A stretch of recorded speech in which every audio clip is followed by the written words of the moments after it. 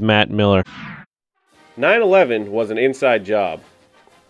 The U.S. government was behind the 9/11 attacks.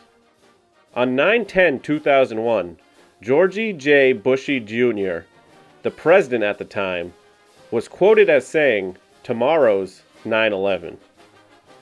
And guess what the next day was? 9/11. That day, after the planes hit the towers individually collapsed in on themselves like each floor was a flapjack. Buildings just don't fall like big juicy piles of flapjacks collapsing into a plate. Unless a former flapjack eating champion and president planted some of his notorious flapjack bombs in the buildings prior to the attacks. Here's a picture of a flapjack truck parked outside the Twin Towers just 2 days before the attacks. National hero and rap master Marky Mark didn't make his flight that day. That flight was one of the planes that hit one of the towers. He was the only man that could have saved America that day.